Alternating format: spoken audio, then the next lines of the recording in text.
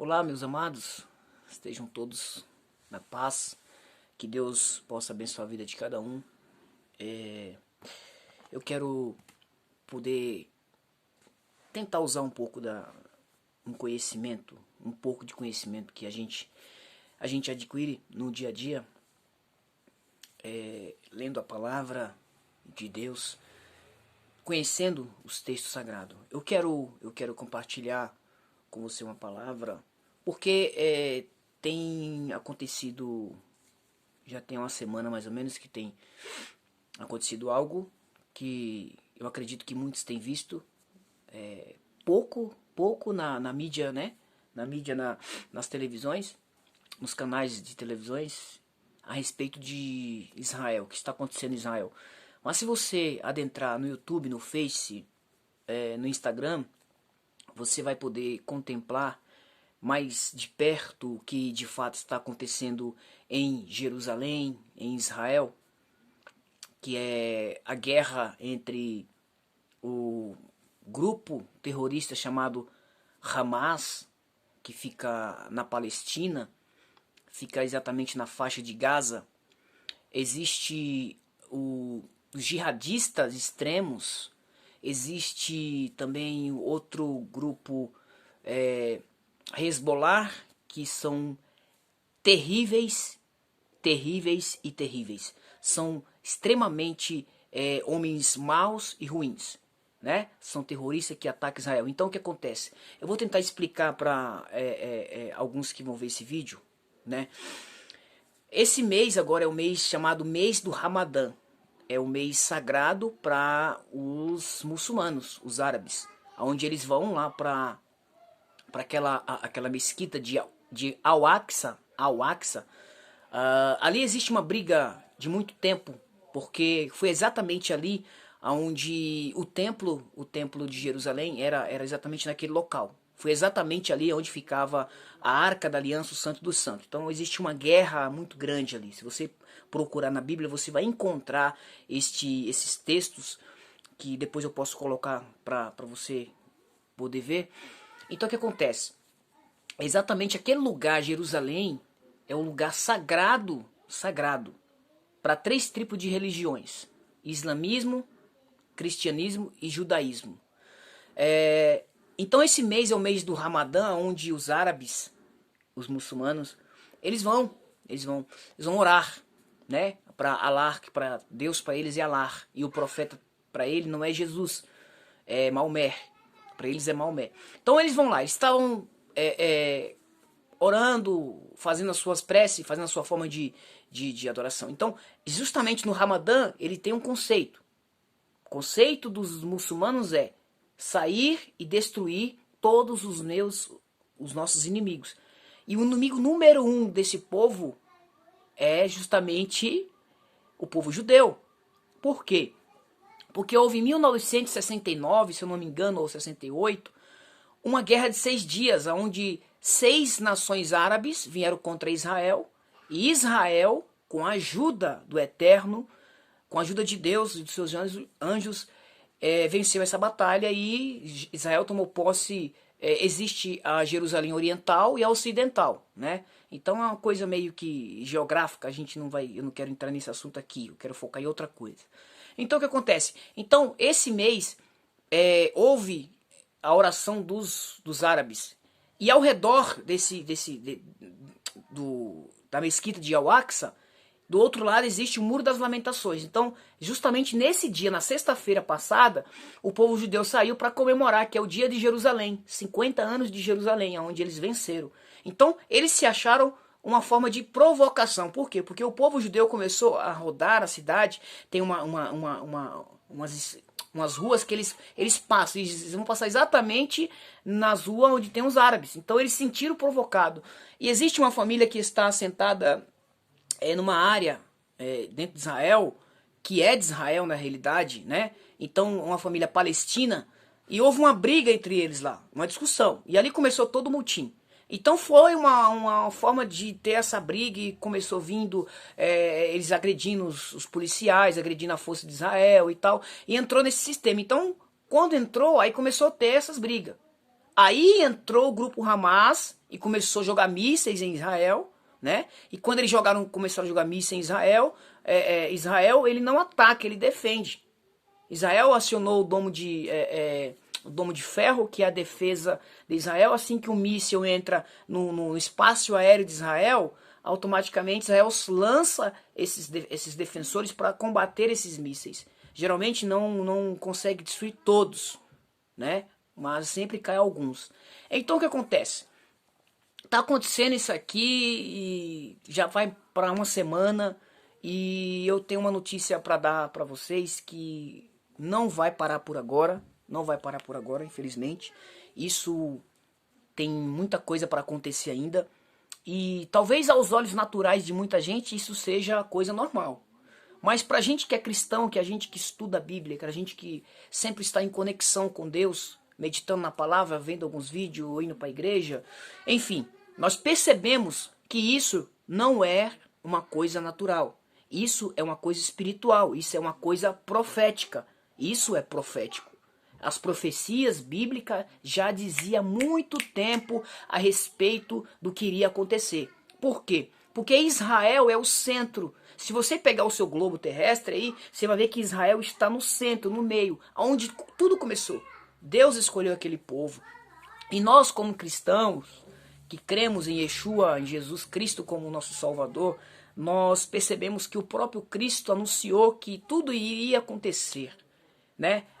Jerusalém cercada por tantas coisas. Porém, eu quero ler com vocês aqui uma palavra, que está em Êxodo capítulo 19, versículo 3, eu vou ler aqui o 3, o 4 e o 5.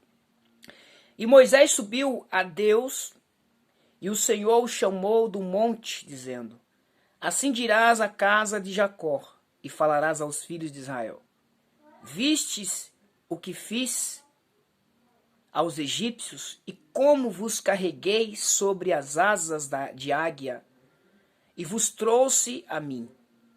Agora, preste bem atenção nesse texto. Agora, portanto, se realmente ou diligentemente obedeceres a minha voz e guardares o meu pacto, guarde isso, pacto, então sereis o meu tesouro peculiar acima de todos os povos, porque toda a terra é minha. Vou repetir a parte B.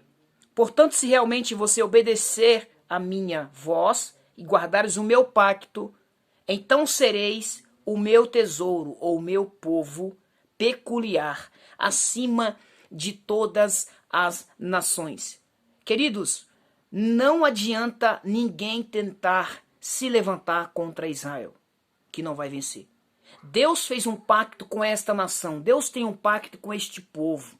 Muito antes de todas as nações existirem, Deus tem um pacto com este povo. Então, Israel nada mais, nada menos é do que a propriedade peculiar de Deus. E falando de propriedade, é dono. Quem tem alguma propriedade sabe que você é dono. Se você tem uma fazenda grande, ela é sua. Ninguém pode entrar e roubar, ninguém vai entrar lá. Porque se entrar alguém para tentar roubar os seus gados, as suas riquezas que você tem lá dentro, você vai se defender. Então este povo é escolhido por Deus e ninguém toca em Israel. Ninguém pode tocar naquela nação. Ela pode ser abalada, mas ela não vai ser destruída. Certo? Então eu vou aqui resumir rapidamente. Passando todos os processos de cativeiro, Egito, Babilônia, depois da diáspora, onde foi todos os judeus dispersos, porque as profecias de Ezequiel, de Jeremias e outras profetas diziam, principalmente de Ezequiel, que a nação inteira de Israel ia ser dispersa no mundo inteiro, mas depois de um tempo iria voltar. E justamente voltou, depois daquela matança do Holocausto, onde Hitler matou mais de 6 milhões de judeus. Existiu pessoas que salvaram judeus e ingleses mandaram de volta o povo judeu para Israel. E quando eles chegaram lá, quem assumiu toda aquela região foram os árabes. Sendo que aquela região era a região de Israel, era uma terra de Israel. Por exemplo, o Monte do Templo, onde tem a mesquita de Al-Aqsa, ali foi onde Davi comprou a eira de Araúna. Né? Na realidade ele queria dar para Davi, mas Davi comprou. E ali Davi estabeleceu, porque Deus disse também para Salomão que Deus iria estabelecer aquele lugar em Jerusalém, seria a capital de Israel, onde Deus iria se manifestar. Então, se você for analisar, Jerusalém já foi conquistada, reconquistada, conquistada, reconquistada, destruída, né? Destruída. Tantos impérios que passaram em Jerusalém, que eles chamam assim Jerusalém ou Jerusalém. Isso tem acontecido de uma forma tremenda. Aí o que acontece? Quando a gente pega a profecia de Zacarias, capítulo de número 12, justamente, eu vou até ler para vocês aqui. Olha aqui, Zacarias, capítulo de número 12. Tudo é profético, irmãos. Tudo está acontecendo conforme as profecias. E tem muitas igrejas por aí que precisa estudar as profecias, tá? Estão atrás de Pentecostes, estão atrás de movimento, certo? Não sou nada contra, mas nós estamos dormindo.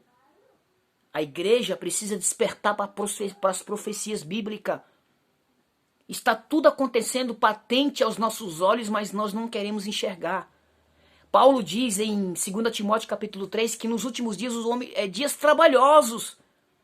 Dias trabalhosos. Jesus falou assim: quando tudo estiver acontecendo, olhai para cima, porque a vossa redenção está próxima. Parece que eu vejo pessoas que não acreditam mais em Jesus. Parece que tem pessoas que estão desistindo de lutar, de acordar. É tempo de despertar. É tempo de você pegar a palavra e ver, porque as coisas estão acontecendo. Aí veio o coronavírus, porque Jesus falou que iria existir pestes sobre a terra, e essa peste que veio, esse vírus maldito que veio para assolar, não assolou só pobre, assolou rico, milionário, bilionário, tudo, mexeu com tudo. O mundo inteiro está desesperado. Se você ligar a televisão, o mundo inteiro está em guerra. Na América do Sul, na América Central, no Oriente, no Ocidente. Então tudo está acontecendo como a profecia diz. E outra, esse mês agora vai ter o tal da lua de sangue. Sabe onde é que está escrito? Joel capítulo 2, versículo 28. O profeta diz, né? Sinais no sol, na lua, lua de sangue. Aí vem, vossos jovens terão visões, sonhos, vossos velhos sonharão, profetizarão. Quantas pessoas têm aparecido onde Deus tem dado uma visão tremendo. Eu tive uma visão dormindo e a minha esposa, eu acordei ela, eu estava desesperado, acordei chorando, 2h30 da manhã.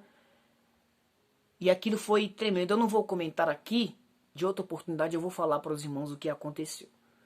Que até hoje eu não consigo esquecer de maneira nenhuma eu dormindo e o sonho e a visão que eu tive. Tá? Mas não vem ao caso, eu quero ler aqui em Zacarias capítulo 12. O peso da palavra do Senhor sobre Israel diz o Senhor, o que estende os céus e que estabelece o alicerce da terra. O que forma o espírito do homem dentro dele. Eis que farei, olha, presta atenção, a partir do versículo 2. Eis que farei de Jerusalém uma taça de tremor para todos os povos ao redor. Quando estiverem no cerco contra Judá e contra Jerusalém. E naquele dia farei de Jerusalém uma pedra de pesada para todos os povos. E todos os que carregam, e todas as que carregarem serão cortados em pedaços. Embora todo o povo da terra se reúna contra ela. Naquele dia, diz o Senhor, ferirei de espanto cada cavalo e de loucura o seu cavaleiro. E abrirei os meus olhos sobre a casa de Judá e ferirei cada cavalo do povo contra a cegueira. Os governadores de Judá dirão em seus corações, os habitantes de Jerusalém serão a minha força no Senhor dos exércitos, seu Deus. Naquele dia farei que os governantes de Judá sejam como um braseiro ardente no meio das florestas e como uma tocha de fogo em uma faixa, e consumirão todos os povos em redor em direção à direita e à esquerda, e Jerusalém será habitada outra vez, e o seu próprio lugar em Jerusalém. Bom, queridos, não adianta nenhum povo tentar contra esta nação de Israel, porque a profecia de Zacarias, ela diz que Deus irá fazer que todas as nações se congreguem em Israel. Se você ler Ezequiel capítulo 38 da guerra de Gog e Magog, da onde vem o príncipe, da onde vem o reino do norte, né?